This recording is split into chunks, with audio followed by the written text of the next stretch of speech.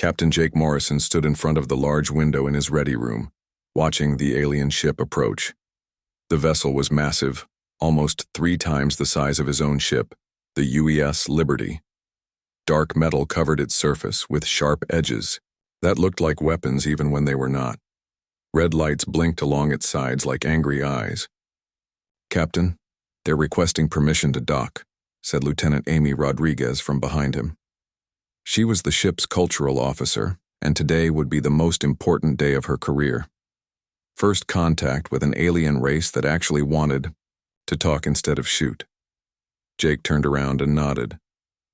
"Tell them they can dock at Bay 7. Make sure the honor guard is ready." He straightened his uniform and checked his reflection in the mirror. Today, humans would meet the Zilani Empire. For the first time, everything had to be perfect. The Zilani had contacted Earth 6 months ago. Their message was simple and direct. They ruled 17 star systems and were always looking for new allies. They had heard about humans and wanted to meet. The message did not sound friendly, but it did not sound hostile either. It sounded like business. Amy walked beside Jake toward the main conference room. "The translation programs are working perfectly, sir. We should have no trouble understanding each other. I've also prepared information packets about human culture, just basic things like our government systems and trade capabilities." "What do we know about their culture?" Jake asked as they walked through the corridors. Crew members they passed stood a little straighter when they saw their captain. Everyone knew how important today was. "They're warriors, sir. Everything we've learned suggests they solve problems through strength and military action. They've conquered those 17 systems, not negotiated for them. But the fact that they want to talk to us is a good sign." Commander Ryan Hayes was waiting for them outside the conference room. He was Jake's second in command and had been in the military for 20 years. If anyone could handle difficult negotiations, it was Ryan. "The room is ready, Captain," Ryan said. "Security is in place, but keeping their distance as instructed. We don't want to appear threatening." Jake laughed. "Ryan, I don't think we could appear threatening to these people if we tried.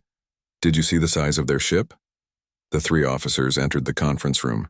It was the nicest space on the Liberty, with a long table made of real wood and comfortable chairs. The walls displayed pictures of Earth and humanity's greatest achievements. The moon landing, the first Mars colony, the construction of the space elevators. Things that showed humans were capable of great things even if they were not a military power. "Contact from the alien ship, sir," came a voice from the communication system. "They're ready to come aboard." "Send them in," Jake replied. His heart was beating faster than normal. Everything humanity did from this moment forward would be judged by how this first meeting went. The door opened, and the first alien walked in. Jake had seen pictures from the preliminary communications, but seeing a Zilani in person was different. The creature was tall, almost 7 feet, with scales covering green skin. Its head was long and narrow, like a lizard, with yellow eyes that seemed to look right through him. It wore armor that looked both ceremonial and functional, with symbols that probably showed rank or achievements. 2 more aliens followed. They were slightly smaller but no less impressive. All 3 moved with the confidence of professional soldiers who had never lost a fight. Their eyes swept the room, noting exits, potential weapons, defensive positions. Even in a peaceful meeting, they were thinking like warriors. "I am War Commander Thexiva of the Zilani Empire," the first alien said. Its voice was deep and rough, like gravel in a metal pipe. The translation system worked perfectly, turning the alien sounds into clear English. "These are my advisors, Sub-Commander Krelth and Tactical Leader Vexna." Jake stepped forward and extended his hand in the human greeting gesture. "I am Captain Jake Morrison of the United Earth ship Liberty. This is my cultural officer, Lieutenant Amy Rodriguez, and my second-in-command, Commander Ryan Hayes. Welcome aboard our ship." The alien looked at Jake's extended hand for a moment, then reached out with its own. The handshake was brief, but firm. Thexiva's skin felt warm and dry, like leather that had been left in the sun.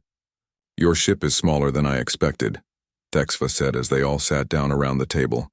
But the construction appears solid. How many weapons does it carry? Amy quickly spoke up. The Liberty is primarily an exploration vessel, War Commander. We carry defensive systems, but our main purpose is scientific research and diplomatic missions like this one. The three aliens looked at each other. Krelth said something in their own language, and Vexna made a sound that might have been laughter. Jake did not need a translation to understand they found humans amusing. You explore space in ships with few weapons, Thexva asked. This seems dangerous. What do you do when you encounter hostile forces? We try to avoid conflict when possible, Ryan answered. Humans prefer to solve problems through negotiation and trade rather than warfare. Again, the aliens exchanged looks. Jake was starting to understand that the Zilani could not imagine a species that did not solve everything through fighting. Tell us about your empire, Amy said, changing the subject.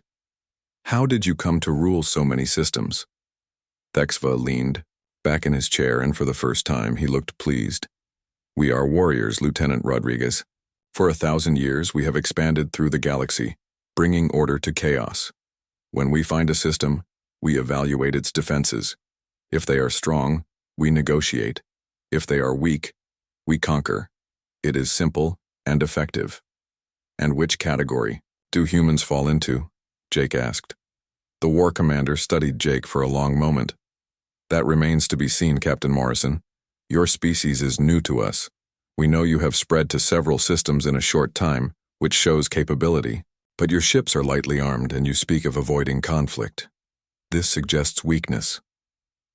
Jake felt a flash of irritation but kept his voice calm. Perhaps our definition of strength is different from yours, War Commander. Perhaps, Thexva agreed. We shall see. Tell us about your military capabilities. How many ships does Earth command? What is your strategy for system defense? For the next hour, the conversation continued along similar lines. The aliens asked about human military strength, and the humans tried to redirect toward trade and cultural exchange. It became clear that the Zilani saw everything through the lens of warfare. They respected strength and had little interest in anything else, but they were not hostile. Jake began to realize that this was how the Zilani conducted all their diplomacy. They needed to understand human military capabilities not because they planned to attack, but because strength was the only thing they understood as a basis for respect. As the formal part of the meeting came to an end, Jake made a decision. If the Zilani needed to see human capabilities to take them seriously, perhaps it was time to show them around the ship. War Commander, would you and your officers like to see more of our ship? Jake asked as the formal meeting ended. It might help you understand how humans operate. Thexva tilted his large head, considering the offer. Yes, this would be useful. We wish to learn about human technology and organization. Amy stood up quickly. I'll be happy to give you a tour. We can show you our engineering section, medical facilities, and recreational areas. The group left the conference room and began walking through the Liberty's corridors. The aliens moved carefully, their eyes constantly scanning everything around them. Jake noticed they walked in a formation that would let them protect each other if trouble started. Even on a peaceful tour, they thought like soldiers. This is our main engineering section, Amy explained as they entered a large room filled with humming machines and blinking lights. Chief Engineer Pete Collins looked up from a control panel and nodded respectfully to the visitors. The warp drive uses a contained fusion reaction to bend space around the ship, Amy continued. We can travel faster than light, but only for limited distances before we need to stop and recharge. Krelth examined the machinery with obvious interest. This technology is efficient. How many ships like this does your species possess? The Liberty is one of about 50 exploration vessels, Commander Hayes answered. Earth also has cargo ships, passenger transports, and yes, some military vessels for system defense. The aliens looked impressed despite themselves. 50 ships. Like the Liberty would represent a significant force, even if they were not designed primarily for warfare. The tour continued to the medical bay, where Dr. Elena Foster showed them the advanced equipment used to treat injuries and illnesses. The aliens seemed puzzled by the concept of spending resources to heal the weak instead of simply replacing them, but they did not comment. Your technology is more advanced than we initially assumed, Thexva admitted as they walked toward the recreational areas. Perhaps humans are not as weak as they appear. They entered the main recreation room, a large space where off-duty crew members could relax and socialize. About 20 people were scattered around the room, some reading, others watching entertainment programs on wall screens, and a few engaged in various games and activities. In one corner, a crowd had gathered around a small table. 2 crew members sat across from each other, staring intently at something between them. The people standing around them were talking quietly, occasionally pointing at the table and making suggestions. "What is happening there?" Vexna asked, pointing toward the crowd. "Oh, that's just a game," Amy replied. "Chess. It's very popular among the crew during their free time." The aliens looked curious. Games were not something their culture understood well. Zilani recreation usually involved combat training or competitions of strength. Mental activities for pleasure were foreign concepts. They moved closer to the crowd. At the table, Ensign Matt Turner and Petty Officer Kate Sullivan were deep in concentration, studying a board covered with small carved pieces. The board was divided into 64 squares of alternating colors, and each player had 16 pieces of different shapes. "How does this work?" Thexva asked. Communications Officer Lisa Park, who had been watching the game, turned to explain. "Each type of piece moves in a different pattern across the board. The goal is to trap your opponent's king piece so it cannot move without being captured. It requires planning and strategy." Krelth leaned over the board. "These are not real warriors. They are just carved wood." "That's right," Lisa laughed. "It's all symbolic. We use our minds instead of actual weapons. Players have to think several moves ahead and try to predict what their opponent will do." The aliens watched for several minutes as Matt and Kate made their moves. Each player would study the board for long periods before moving a single piece. The crowd around them offered quiet commentary and suggestions. "Why do so many people watch?" Vexna asked. "Because it's exciting," explained Petty Officer Carlos Martinez. "These two are both excellent players. Kate has been setting up a complex attack for the last 15 minutes, but Matt might have seen it coming. He's been moving his pieces into defensive positions." The aliens looked confused. How could moving small wooden pieces be exciting? How could grown warriors find entertainment in something that involved no physical skill or real danger? "This is what humans do for fun?" Thexva asked. "One of many things," Amy replied. "We have sports that involve physical activity, games that test mental abilities, artistic activities for creative expression. Humans enjoy many different ways to spend their free time." Matt finally made his move, sliding a carved piece diagonally across the board. Kate stared at the new position for a moment, then smiled and shook her head. "Nice defense," she said. "I didn't see that coming." "You had me worried for a while," Matt replied. "That attack would have been devastating if I hadn't noticed it in time." The watching crew members began discussing the move, pointing out how Matt had quietly prepared his defense while Kate built her attack. They talked about alternative moves and different strategies that could have been used. Thexva listened to the conversation with growing interest. The humans were discussing tactics and strategy with the same seriousness his own officers used when planning military operations, but they were doing it for entertainment. "How long have they been playing this game?" Krelth asked. "About 2 hours," Lisa answered. "It's been a really good match. Both players are thinking very carefully about each move." 2 hours? Vexna sounded surprised. "They have been sitting still thinking for 2 hours and this is considered entertainment?" "Oh yes," Carlos said. "Sometimes games can go much longer. I once played a match that lasted 6 hours. It was incredible."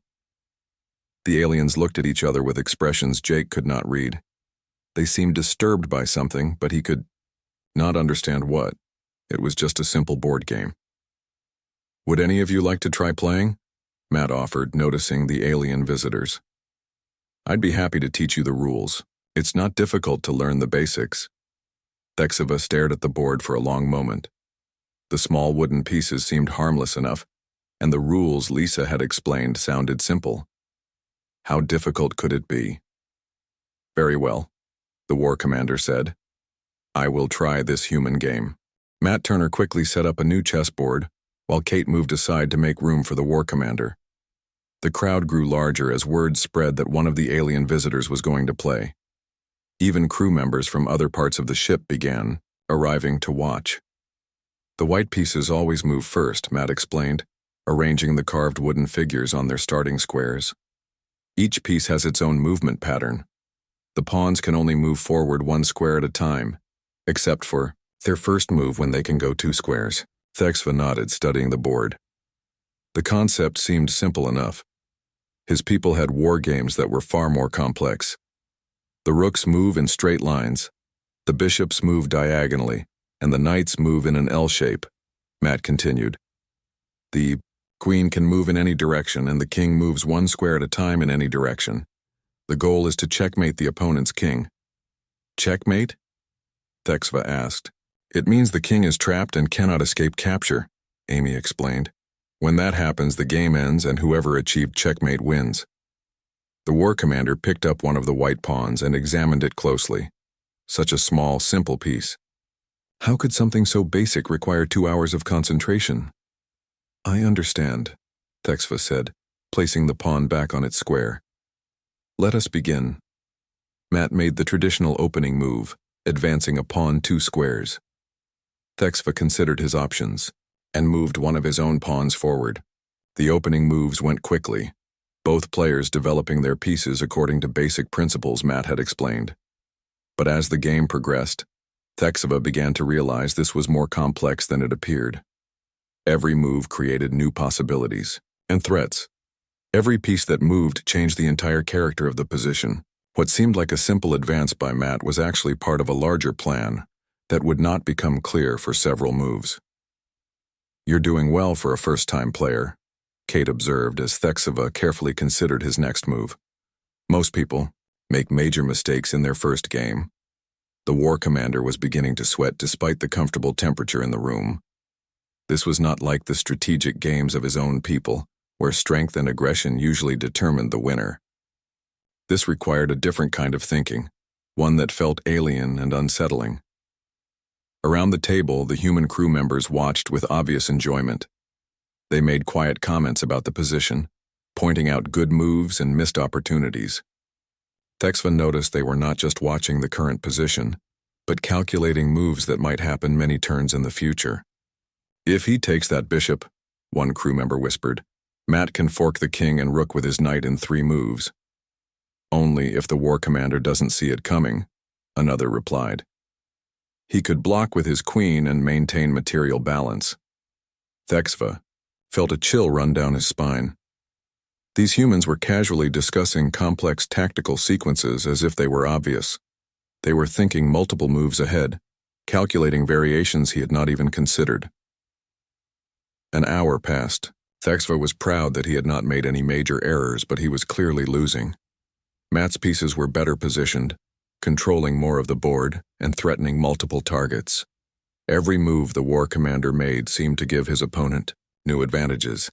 Excellent defense, Matt commented as Thexva managed to avoid a clever trap. You saw that bishop's sacrifice coming just in time. The war commander had not seen it coming at all. He had moved his piece for entirely different reasons, and only realized later that he had avoided disaster. But Matt assumed it was intentional, which meant the human was thinking at a level where even accidental good moves looked like calculated strategy. Lieutenant Rodriguez appeared at Thexva's shoulder. How are you enjoying the game, War Commander?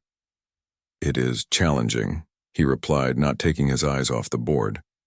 He was starting to understand why the previous game had lasted 2 hours. Every decision required careful analysis of consequences that might not appear for dozens of moves. Dr. Elena Foster joined the crowd of watchers. Oh, this is exciting. Matt's got a nice positional advantage, but the war commander still has tactical possibilities on the king side. Thexva looked up sharply. The ship's doctor was casually analyzing military tactics as if it were her normal hobby. How many of these humans understood strategic thinking well enough to evaluate complex battle positions? I think he should advance the H-pawn, suggested Chief Collins, the engineer. It would give his rook more scope and create threats against Matt's king position. Collins was right. Thexiva could see it now that the engineer had pointed it out. But the fact that a ship's engineer could immediately spot tactical opportunities that had escaped a trained Zelani military commander was deeply disturbing. The game continued. Thexiva was learning, but every lesson came at the cost of another disadvantage on the board. Matt was not just beating him. He was teaching him through the game itself, showing him concepts through practical demonstration. Beautiful knight maneuver, Kate commented as Matt repositioned one of his pieces. Classic centralization with multiple threats. I love how he's using the weak squares around the enemy king, added Carlos. It's like a slow strangulation. Thexiva realized with growing horror that the humans were discussing his destruction with obvious pleasure. They were enjoying watching him lose, not out of cruelty, but because they appreciated the elegant way Matt was achieving victory. They found beauty in tactical domination. Sub-Commander Krelth and Tactical Leader Vexna had been watching silently, but Thexiva could sense their unease. His officers were professional warriors who understood military strategy, and they were seeing the same thing he was seeing. These humans were not just playing a game. They were demonstrating levels of strategic thinking that matched or exceeded trained military commanders. And they were doing it for fun in their spare time while treating it as casual entertainment. Check, Matt said quietly, moving his queen to attack Thexiva's king. The war commander studied the position desperately. His king was under attack and had few escape squares. Every move he could make seemed to lead to worse problems. The humans around the table waited patiently while he calculated, occasionally offering encouraging words. But their encouragement felt ominous now. These creatures who solved problems through negotiation and trade had just spent hours demonstrating that they could think like master strategists. Every person watching the game was mentally running through tactical variations with the casual ease of career soldiers. Can you find the escape? Matt asked gently. There's a way out, but it requires sacrificing material to break the attack. Sacrifice. The humans talked about giving up valuable pieces to achieve long-term advantages as if it were natural thinking. Thexiva's people understood sacrifice in battle, but these humans were discussing it as an essential element of their recreational activities. What kind of species considered tactical sacrifice to be entertainment? 3 hours had passed since the chess game began, and Thexiva found himself in an increasingly desperate position. What disturbed him more than losing was the casual way the humans discussed concepts that would challenge his best military strategists. He could try the rook sacrifice on f7, suggested Dr. Foster. It might give him enough counterplay to draw. Too risky, replied Chief Collins. Matt's king is too safe. Better to trade down to an endgame and try to hold the draw there. Thexiva stared at these two humans. A doctor and an engineer were debating complex military tactics as if they were discussing the weather. The rook sacrifice Foster mentioned would indeed create counterplay, but it required calculating variations 15 moves deep to determine if it was sound. How did a ship's doctor know advanced tactical theory? Your crew seems very knowledgeable about strategy, Krelth commented to Captain Morrison, who had arrived to watch the final stages of the game. Jake smiled. Chess is popular throughout the fleet. Most of our officers play, and we have tournaments between ships when we're in port. It helps keep minds sharp during long voyages. Tournaments? Vexana asked. Competitions, Amy explained. Hundreds of players competing to see who's the best. Some of our crew members have rankings that would qualify them for professional play. Back on Earth. Thexiva felt his hands beginning to shake. These humans had organized military-level strategic thinking into entertainment competitions. They ranked their officers based on tactical ability and treated it as a recreational activity. Matt's setting up a beautiful endgame, observed Lisa Park. Look how he's improving his piece positions while restricting the war commander's options. Classic technique.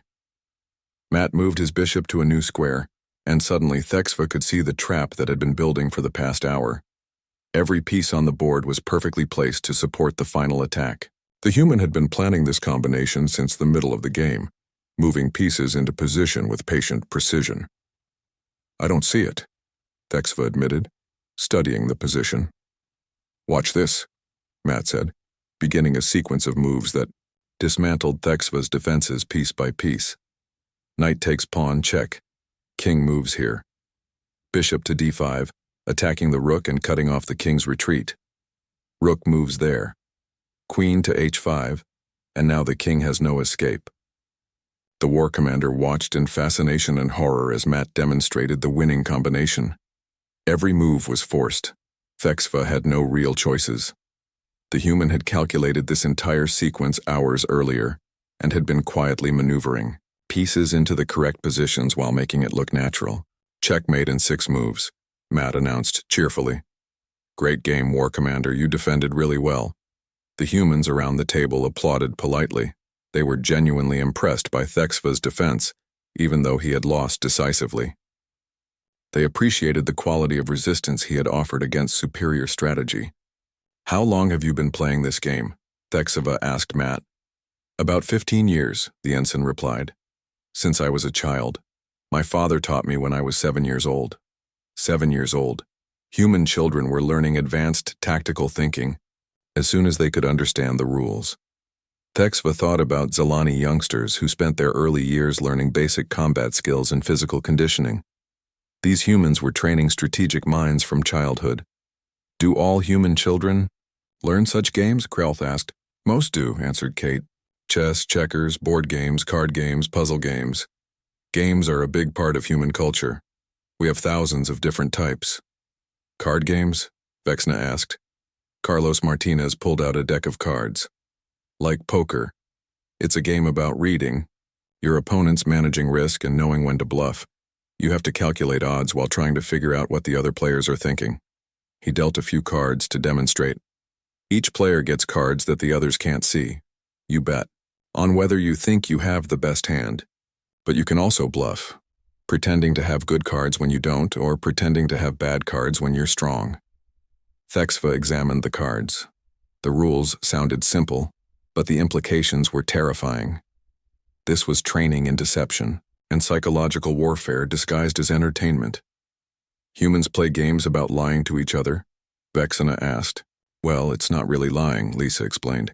It's more like tactical misdirection. Part of the fun is trying to outwit your opponents. Tactical misdirection. The humans had a casual term for military deception and treated it as fun. What about physical games? Thexva asked, hoping to find something more familiar. Oh, we have lots of those too, Dr. Foster said enthusiastically. Football, basketball, soccer. Team sports where you have to coordinate with your teammates while opposing the other team's strategy. She pulled up a video on one of the wall screens showing humans engaged in what they called football. Thexva watched as 2 groups of armored humans crashed into each other with considerable violence. But the interesting part was not the physical contact. See how the quarterback reads the defense? Foster pointed at the screen. He has to process information about 11 opponents in a few seconds and choose the best option from dozens of possible plays. Meanwhile, the defense is trying to disguise their intentions and confuse his analysis. It was battlefield tactics with real-time decision-making under pressure. The humans were running complex strategic plays while being physically attacked by opponents trying to stop them. And they did this for entertainment. How many people participate in these games? Krelth asked weakly. Millions, replied Commander Hayes. Just on Earth, we have professional leagues, amateur leagues, school competitions, neighborhood games. Almost everyone plays some kind of sport during their lifetime. Millions of humans regularly engaging in tactical training exercises. Millions of minds being sharpened through competitive strategic thinking. The Zalani Empire had maybe a few thousand elite tactical officers across all 17 systems. What does Zalani do for recreation? Amy asked innocently. Thexva thought about Zalani entertainment, physical training, weapon practice, combat simulations with real equipment, activities designed to build strength and endurance for actual warfare. We prepare for battle, he said simply. That sounds like hard work, Matt commented. Don't you ever just relax and have fun? The concept of relaxation being separate from military preparation was foreign to Thexva. But what was more disturbing was the realization that human relaxation involved more complex strategic thinking than Zilani military training. "I believe I understand now," Thexva said quietly to his officers in their own language. "These humans are not a peaceful species. They are a warrior race that has disguised warfare as entertainment." Krelth nodded grimly. "Every human on this ship has received tactical training from childhood. They call it play, but it is more thorough than our military academies." Vexna was staring at the humans with obvious fear. If this is how they relax, what must their actual military planning be like? The chess game had ended, but the aliens remained in the recreation room, asking more questions about human entertainment. What they learned with each answer made them more uncomfortable. "Tell me about these tournaments you mentioned," Thexva said to Captain Morrison. "How do they work?" Jake was happy to explain. "Every ship in the fleet has chess players, usually dozens of them. When we meet other ships, we organize competitions. The winners advance to regional tournaments, then sector championships, and eventually to the fleet-wide championship held every year." "How many participants?" Krelth asked. "The last fleet championship had over 10,000 entrants," Commander Hayes replied proudly.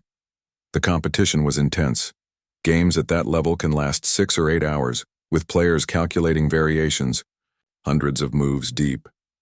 10,000 humans competing in strategic thinking contests. The entire Zilani military command structure had fewer officers than participated in a single human recreational tournament. But chess is just one game," Amy added. "We also have tournaments for poker, strategy board games, simulation games, puzzle competitions. Some crew members participate in multiple events." Dr. Foster overheard the conversation. "Don't forget the war game simulations. Those are really popular with the tactical officers." "War games?" Vexna asked sharply. "Computer simulations where players command fleets or armies in historical or fictional scenarios," Foster explained. "They're incredibly detailed with realistic physics, economics, logistics, everything.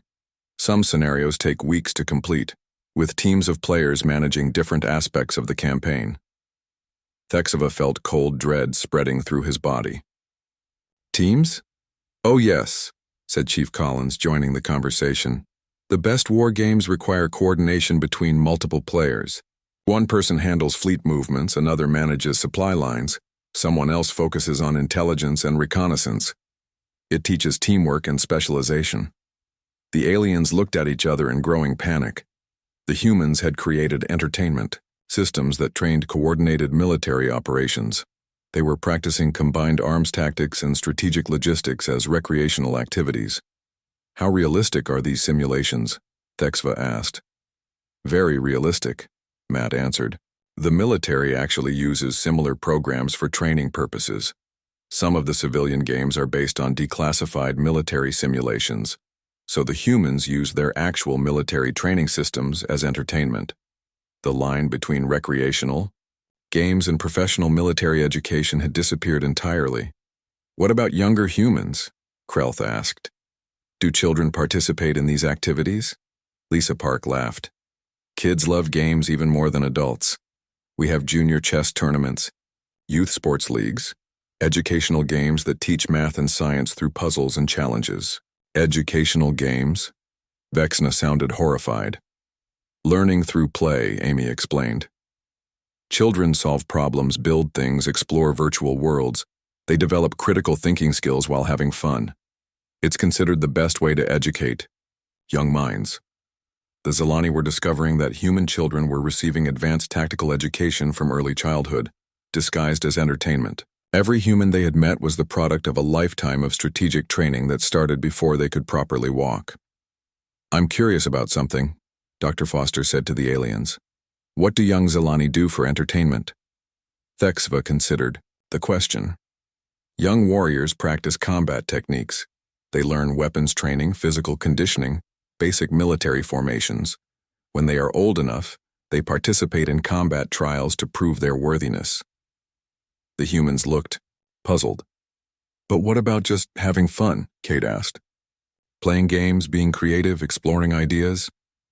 Those activities do not prepare warriors for battle, Thexva replied. Actually, said Chief Collins thoughtfully, they kind of do. Problem solving, creative thinking, strategic planning, those are all military skills. But they're also useful for engineering, science, art, almost everything humans do. The war commander was beginning to understand something terrifying.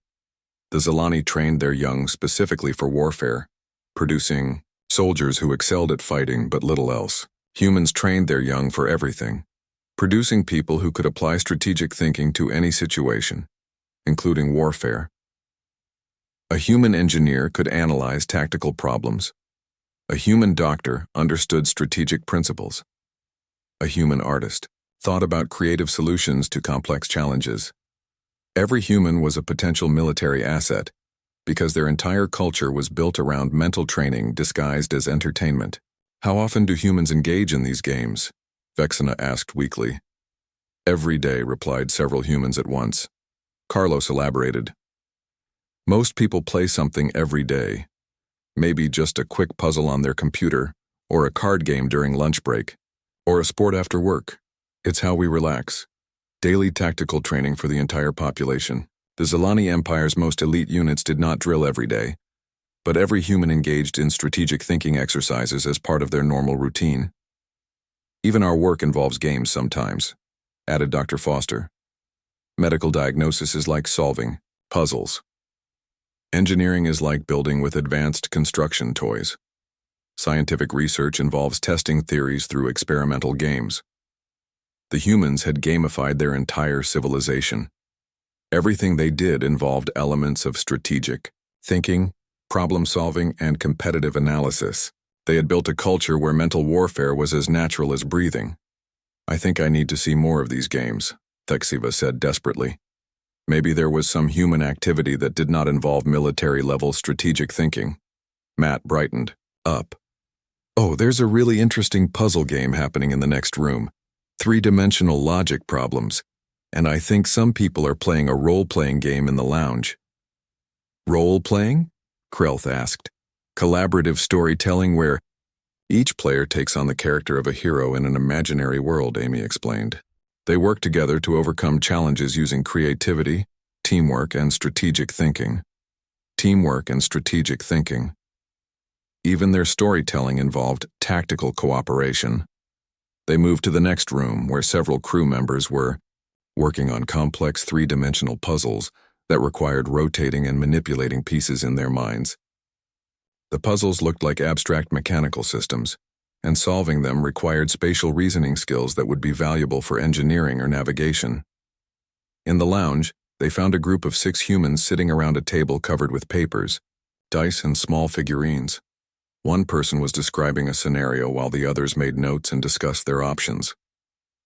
The enemy fortress is heavily defended, the storyteller was saying.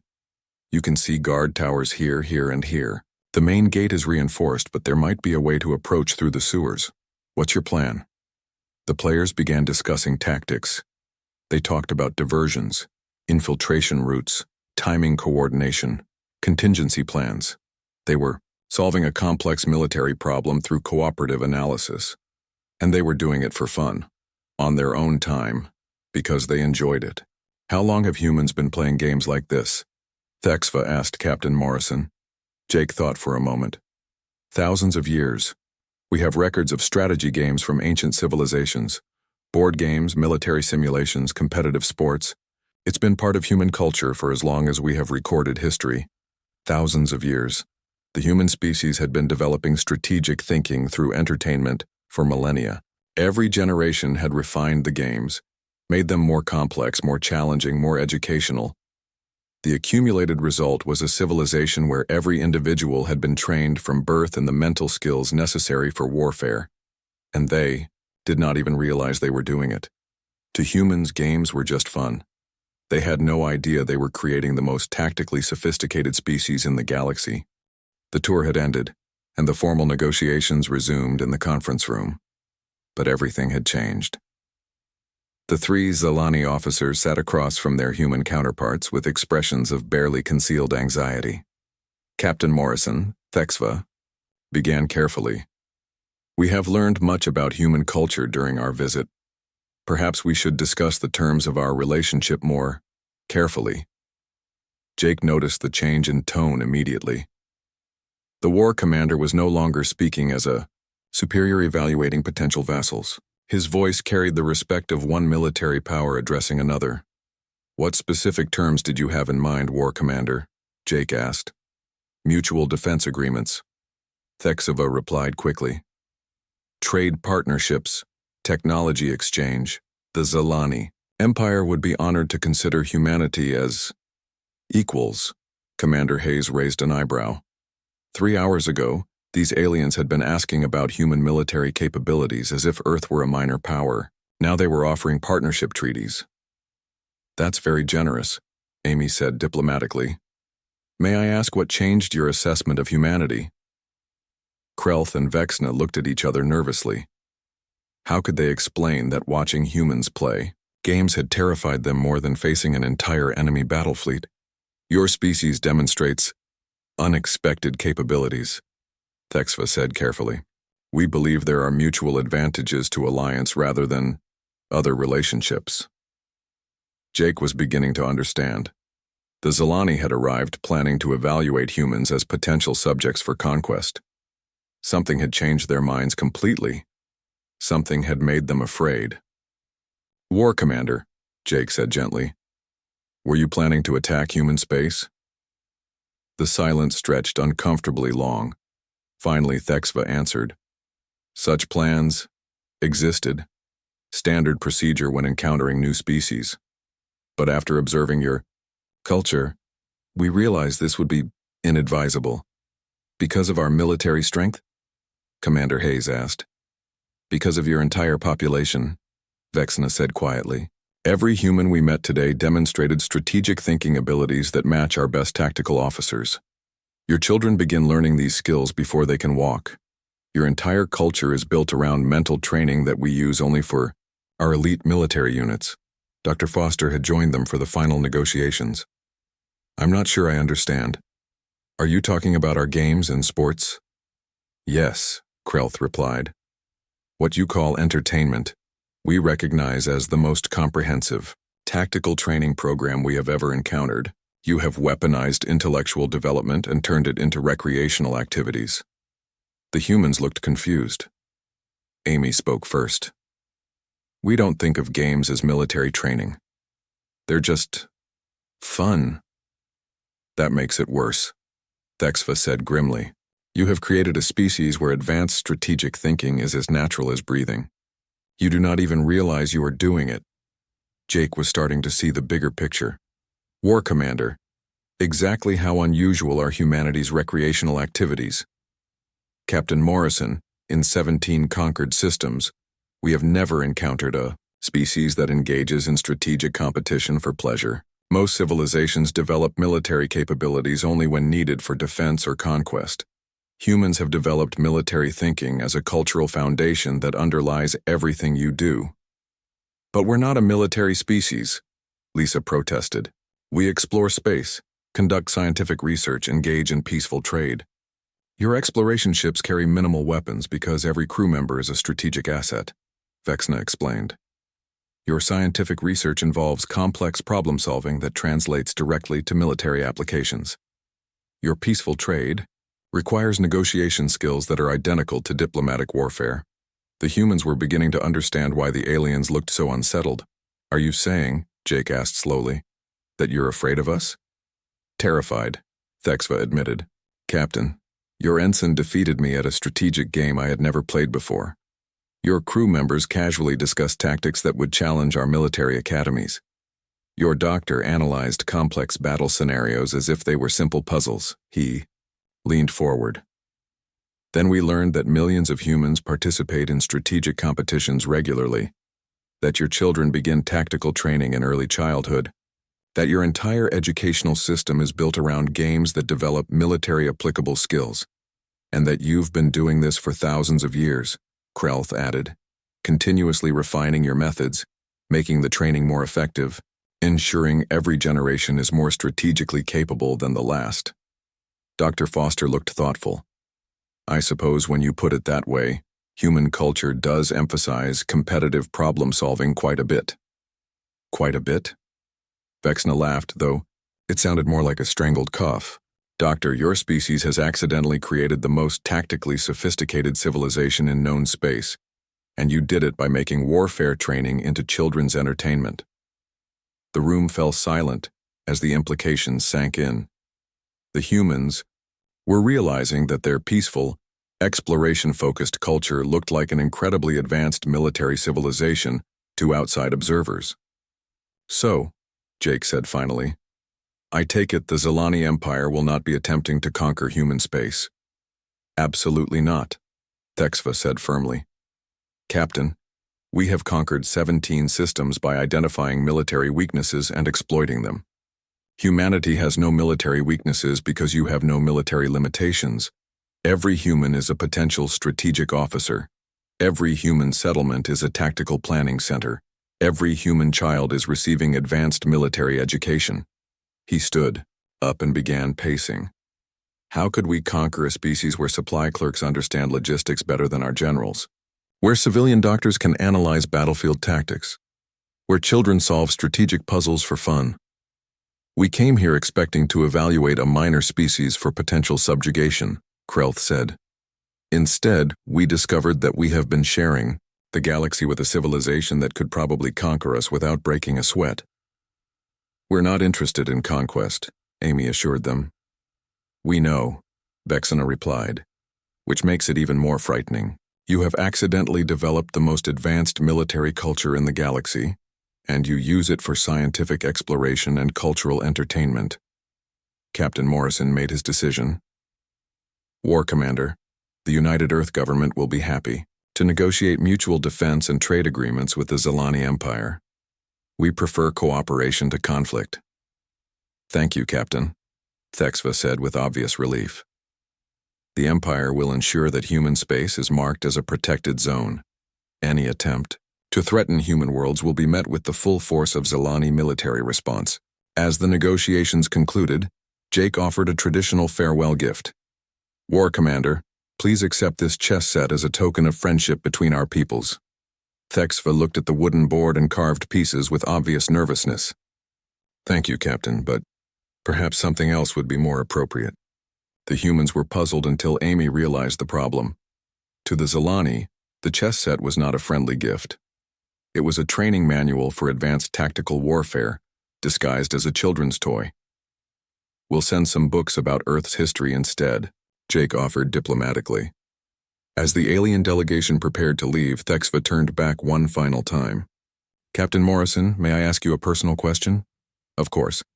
If humans consider strategic games to be relaxing entertainment, what do you do when you need to engage in actual military planning? Jake thought about the question seriously. War Commander, I honestly don't know. Humanity hasn't fought a real war in over a century. We've focused on exploration and development instead. Thexva nodded slowly. Perhaps it is better that way, for everyone's sake. As the Zilani ship departed, Jake filed his mission report. First contact had been successful beyond all expectations. Humanity had gained a powerful ally and had avoided what could have been a devastating war. What he did not mention in his report was the look of absolute terror in the aliens' eyes as they watched humans play chess. In his private log, Jake wrote, Note to self, research whether our recreational activities might appear threatening to other species. Recommend cultural sensitivity training for future first contact missions. Meanwhile, aboard the Zilani ship, War Commander Thexva was composing his own report to the Empire. Humanity is to be classified as a Tier 1 strategic threat. Under no circumstances should any Zilani force engage human vessels or worlds. Recommend immediate diplomatic outreach to establish formal alliance. Reason: human recreational activities demonstrate tactical capabilities that exceed our military training programs. If they consider warfare-level strategic thinking to be children's entertainment, their actual military capabilities are beyond our ability to assess or counter. The last line of his report would become famous throughout the Zilani Empire. When humans call something a game, we should call it a nightmare.